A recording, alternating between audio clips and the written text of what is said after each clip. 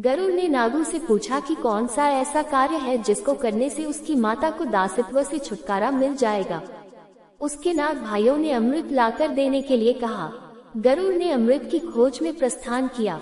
उसको समस्त देवताओं से युद्ध करना पड़ा। सबसे अधिक शक्तिशाली होने के कारण गरुड़ ने सभी को परास्त कर दिया। तदनंतर वे अमृत के पास पहुंचा। अत्यंत सूक्ष्म रूप धारण करके वह अमृत घट के पास निरंतर चलने वाले चक्र को पार कर गया। वहाँ दो सर्प पहरा दे रहे थे। उन दोनों को मारकर वह अमृत घट उठाकर ले उड़ा।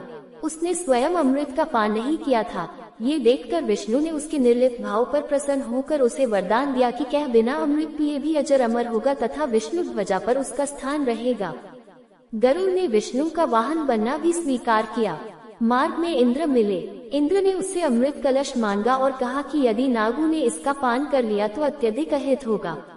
गरुड़ ने इंद्र को बताया कि वह किसी उद्देश्य से अमृत ले जा रहा है।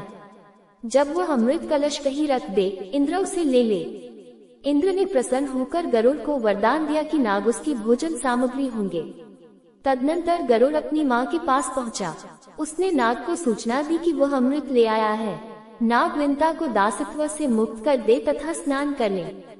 उसने कुशासन पर अमृत कलश रख दिया। जब तक नाग स्नान करके लौटे, इंद्र ने अमृत चुरा लिया था। नागों ने कुशा को ही चाटा जिससे उनकी जीभ के दो भाग हो गए, अतः वे द्विजक कहलाने लगे।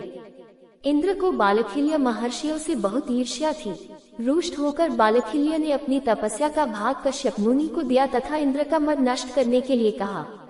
कश्यप ने सुपर्णा तथा कद्रु से विवाह किया। दोनों के गर्भिणी होने पर वे उन्हें सदाचार से घर में ही रहने के लिए कहकर अन्यत्र चले गए। उनके जाने के बाद दोनों पत्नियां ऋषियों के यज्ञों में जाने लगी।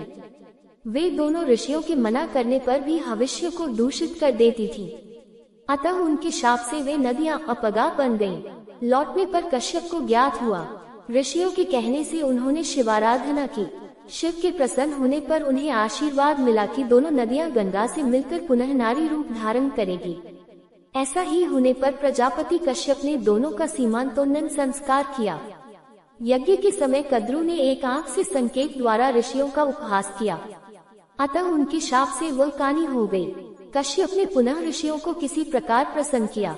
उनके कथनानुसार गंगा स्नान से उसने पुनः